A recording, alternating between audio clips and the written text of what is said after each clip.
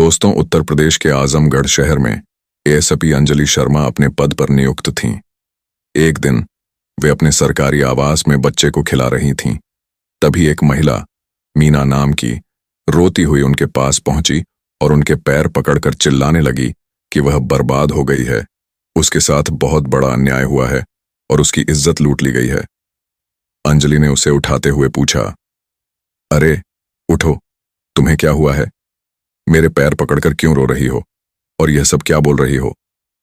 मीना, जो आजमगढ़ के एक छोटे से थाने में चपरासी का काम करती थी, एक बहुत ही गरीब और निम्न वर्गीय परिवार से थी।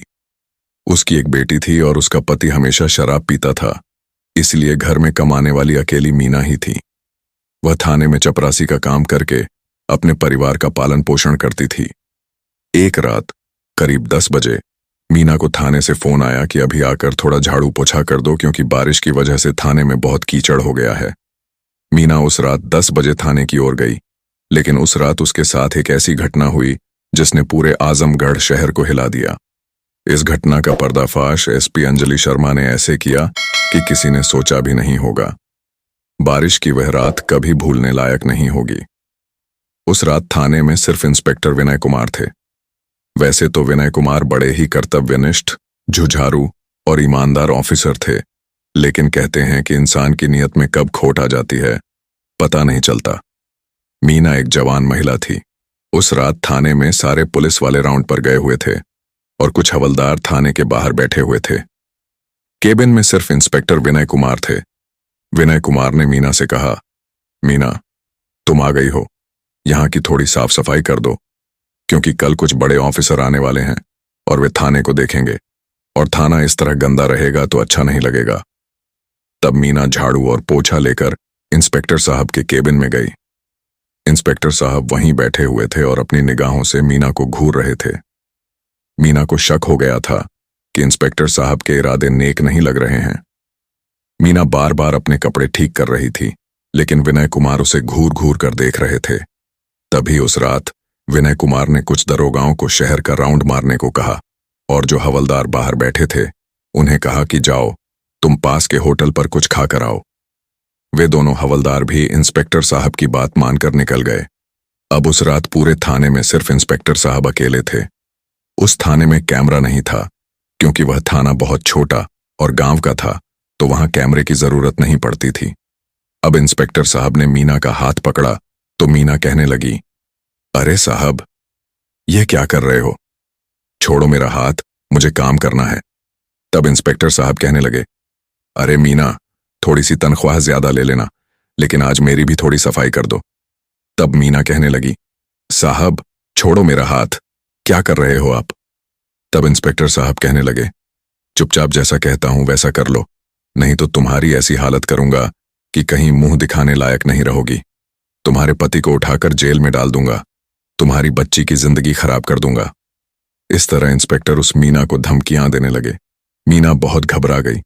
मीना जैसे तैसे इंस्पेक्टर साहब से अपना हाथ छुड़वाकर रोते हुए अपने घर पहुंची। जैसे ही मीना घर पहुंची, उसकी 10 साल की बेटी ने पूछा, मां, क्या हुआ? तुम क्यों रो रही हो? जब से थाने से आई हो तुम रो ही रही हो।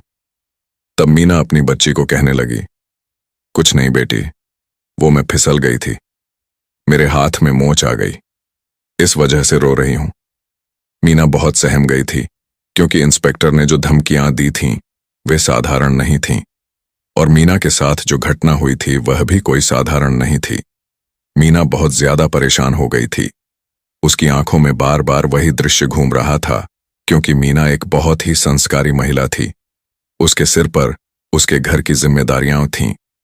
अब मीना को समझ नहीं आ रहा था कि उसके साथ जो घटना हुई है उसका जिक्र वह किससे करे। मीना बहुत रोई उस रात, और उसने उसके बाद से थाने में जाना ही बंद कर दिया। अब मीना, क्योंकि गरीब परिवार से थी और जानती थी कि गरीब का कभी कोई सहारा नहीं होता है, तब उसके दिमाग में एक बात आई। मीना ने सोचा कि अगर आज मैंने आवाज नहीं उठाई तो कल कोई और महिला जब वहां काम करने जाएगी तब वह दरिंदा किसी और महिला के साथ भी ऐसा ही करेगा। तब मीना ने ठान लिया था कि जो उसके साथ हुआ है वह किसी और के साथ नहीं होने देगी। अब मीना बहुत सोच विचार करने लगी कि किसके पास जाए, कहाँ जाए। लगभग 1 सप्ताह के बाद उस शहर में अंजलि शर्मा नाम की एक नई एसपी अपने पद पर नियुक्त हुई थी। तब मीना एसपी मैडम के थाने में न जाकर सीधा उनके सरकारी आवास पर पहुंच गई और पैर पकड़कर जोर जोर से रोने लगी। तब एसपी मैडम ने उसे उठाया और कहा, अरे क्या हुआ है? तब मीना ने एसपी मैडम को वह सारी घटना बताई जो उसके साथ घटी थी। एसपी मैडम को पहले तो यकीन नहीं हो रहा था। उन्होंने सोचा कि यह महिला कौन है और क्या यह सच बोल रही है या झूठ। तब एसपी मैडम ने मीना की पूरी बात सुनी और उससे कहा, कोई बात नहीं, मैं सारी जांच पड़ताल निकालती हूं। तुम कल दोपहर में मुझसे आकर मेरे थाने में मिलना। मीना एसपी मैडम के घर से निकल गई। एसपी मैडम ने उस थाने में फोन लगाया और पूछा कि क्या मीना नाम की कोई चपरासी वहां सफाई करने आती थी। तब उस थाने के हवलदार ने कहा, हाँ मैडम, आती थी, लेकिन पता नहीं 1 सप्ताह हो गया है और उसने आना बंद कर दिया है। पता नहीं उसे क्या हुआ है, अपनी तनख्वाह भी लेकर नहीं गई है। तब एसपी मैडम को शक हो गया था कि कुछ तो हुआ है, तभी मीना अपनी तनख्वाह लेने भी थाने में नहीं जा रही है। तब एसपी मैडम ने उस थाने के इंस्पेक्टर विनय कुमार को फोन लगाया और पूछा, कैसे हो विनय कुमार? तो विनय कुमार ने कहा, मैं ठीक हूं मैडम, यहां पर ठीक से साफ सफाई भी नहीं हो पाती है। तब एसपी मैडम यानी अंजलि शर्मा, जो चपरासी का भेष बनाकर काम मांगने गई थीं, उन्होंने हाँ कह दिया। लगभग 2-3 दिन तक एसपी मैडम उसी थाने में चपरासी का काम करती रहीं। चुपचाप थाने में जो जो हो रहा था वह सब देखती गईं, क्योंकि वह थाना साधारण नहीं था। अपराध और भ्रष्टाचार से भरे हुए उस थाने ने एसपी मैडम की नींदें उड़ा दी थीं, क्योंकि कोई हवलदार किसी महिला को गलत तरीके से छू रहा था, कोई हवलदार पैसे खा रहा था, कोई हवलदार झूठी फाइलें बना रहा था, कोई हवलदार झूठे केस लगा रहा था, सिर्फ अपने निजी स्वार्थ के लिए। जब एसपी मैडम ने यह सब घटनाएं उस थाने में होते हुए देखीं, तो वे बेहद सहम गईं और कहने लगीं, आखिर यह हमारे देश का कैसा कानून है? पुलिस वाले जिन्हें हम रक्षक कहते हैं वही भक्षक बने हुए हैं। अब लगभग 4-5 दिन हो गए थे। रात के लगभग 10 बजे थे और विनय कुमार ने भी एक रात 10 बजे अंजलि शर्मा को फोन लगाया और कहा, क्या तुम ऑफिस आ सकती हो? यहां पर बहुत ज्यादा कीचड़ हो गया है बारिश की वजह से और साफ सफाई करना है, क्योंकि सुबह कुछ बड़े ऑफिसर आने वाले हैं। अब एसपी मैडम समझ गई थीं, क्योंकि एक बड़ी ऑफिसर तो वह भी थीं और अभी तक ऐसी कोई खबर नहीं मिली थी कि उन्हें किसी थाने में जाना है। अब एसपी मैडम विनय कुमार की चाल को समझ गई थीं। वे उस रात थाने में गईं, लेकिन एक गुप्त कैमरा और एक गुप्त माइक लेकर गई थीं। जैसे ही एसपी मैडम अपना झाड़ू और पोछा लेकर इंस्पेक्टर के केबिन में पहुंची, तो इंस्पेक्टर साहब फिर से अंजलि शर्मा को गलत निगाह से देखने लगे। अंजलि शर्मा की नजर 2 से 3 बार इंस्पेक्टर साहब पर पड़ी और वह समझ गईं कि यह इंसान सही नहीं है। इसकी नीयत औरतों के प्रति, इसकी सोच औरतों के प्रति बिल्कुल अच्छी नहीं है। तब एसपी मैडम कहने लगीं, साहब मैंने सफाई कर दी है, क्या अब मैं घर जा सकती हूं? तब इंस्पेक्टर ने कहा, अरे इतनी जल्दी क्या है, बैठो, मैं तुम्हारे लिए चाय लेकर आता हूं। तब एसपी मैडम कहने लगी, अरे साहब आप क्यों चाय लेकर आएंगे? मैं तो एक छोटी सी मामूली सी चपरासी हूं, आप इतने बड़े साहब हैं, आपको यह शोभा नहीं देता है। तब इंस्पेक्टर ने कहा, कोई बात नहीं, मैं हवलदार से चाय मंगवा लेता हूं। तब इंस्पेक्टर साहब ने उस थाने के हवलदार को बुलाया। दरअसल उस रात भी वही एक हवलदार था जो थाने में था, बाकी सारे पुलिस वाले राउंड पर गए हुए थे। इंस्पेक्टर साहब ने उस हवलदार से कहा, अरे रमेश, जाओ बाजू के होटल से 2 चाय लेकर आओ। तब रमेश ने कहा, ठीक है साहब, लाता हूं। अब जैसे ही वह थाना खाली हुआ तो उस इंस्पेक्टर ने एसपी मैडम का हाथ लगाने लगा, हाथ टच करने लगा। तब एसपी मैडम बोली, अरे साहब ये क्या कर रहे हो? तब इंस्पेक्टर साहब कहने लगे, अरे तुम तो बहुत अच्छी हो, तुम्हें नहीं लगता कि तुम्हें इस काम के बहुत ज्यादा पैसे मिलने चाहिए? तुम्हें अपनी तनख्वाह कम नहीं लगती है? तब एसपी मैडम कहने लगी, अरे नहीं, मुझे इतना पैसा काफी है। तब वह इंस्पेक्टर कहने लगा, जरा मेरी भी साफ सफाई कर दो, अगर तुमने मेरी साफ सफाई की तो मैं तुमको बहुत पैसे दूंगा। इस तरह वह एसपी मैडम के साथ बदतमीजी करने लगा, उनके हाथ पकड़ने लगा। तब एसपी मैडम के पास जो गुप्त कैमरा था उसमें वह सारी चीजें रिकॉर्ड हो गई थीं। अब जैसे ही एसपी मैडम ने विनय कुमार से अपना हाथ छुड़ाया तो हाथ छुड़ाते ही वे जोर जोर से हंसने लगीं। तो इंस्पेक्टर साहब कहने लगे, अरे तुम हंस क्यों रही हो? तब एसपी मैडम कहने लगीं, विनय कुमार, तुम्हारा खेल खत्म हुआ।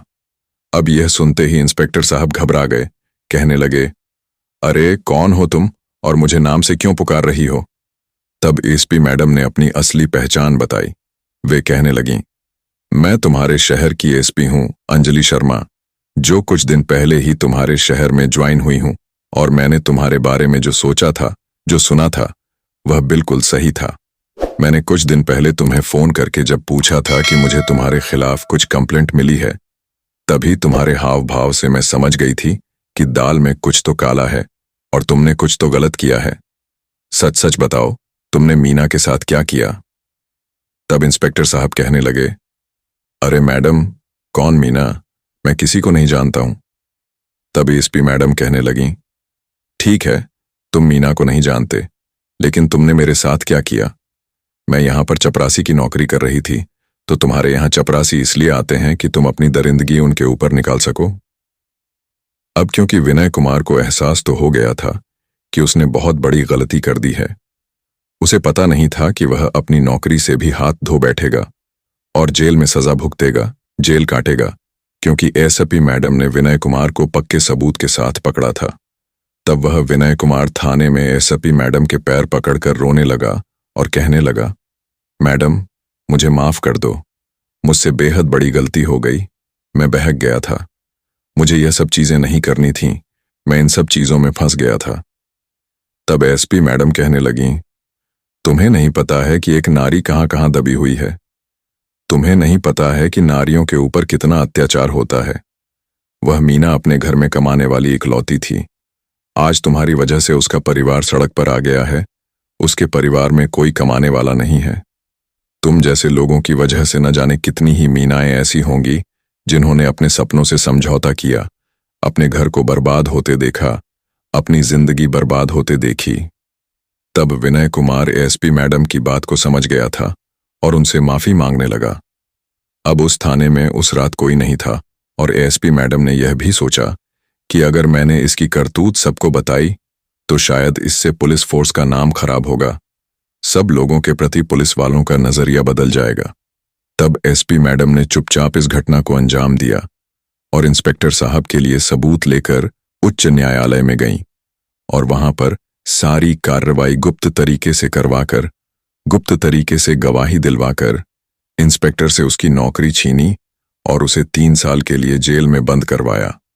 लेकिन यह घटना इस तरीके से घटी कि आज तक किसी को पता नहीं चला कि विनय कुमार के साथ क्या हुआ था, वह 3 साल से कहां था। उस थाने के पुलिस वालों को सिर्फ यही पता था कि शायद साहब का अचानक से ट्रांसफर हुआ है, लेकिन विनय कुमार का ट्रांसफर किसी दूसरे शहर में नहीं बल्कि जेल में हुआ था। अपने इस कार्य से एसपी मैडम अंदर ही अंदर बहुत खुश हुईं, क्योंकि उन्होंने जो कार्य किया था वह कोई साधारण नहीं था। उन्होंने एक अबला नारी की मदद की थी और उसकी जिंदगी उजड़ने से बचाई थी। जब उस विनय कुमार को सजा मिली तो मीना ने जाकर एसपी मैडम के पैर छुए और कहा, मैडम, आज आपकी वजह से मैं फिर से पहले की तरह जी पाऊंगी। आप जैसी नारी हो तो हम नारियों का सहारा बनना बहुत अच्छा होगा। तब एसपी मैडम ने मीना से कहा, मीना, कोई बात नहीं, अब तुम खुश हो ना? अब तुम्हें किसी चीज का डर नहीं है ना? अब कोई बात तुम्हें नहीं सता रही ना? तब मीना ने कहा, नहीं मैडम, अब मैं बहुत अच्छी हूं, अब मुझे किसी चीज का डर नहीं है। तो इस तरह एसपी मैडम ने उस थाने में चपरासी बनकर एक अबला नारी की जिंदगी बचाई और उसे समाज में वापस से सम्मान के योग्य बनाया। तो दोस्तों, आपको यह वीडियो कैसी लगी? अगर अच्छी लगी हो तो प्लीज वीडियो को लाइक और हमारे चैनल ट्रू स्टोरी जोन को सब्सक्राइब जरूर कर लेना। धन्यवाद।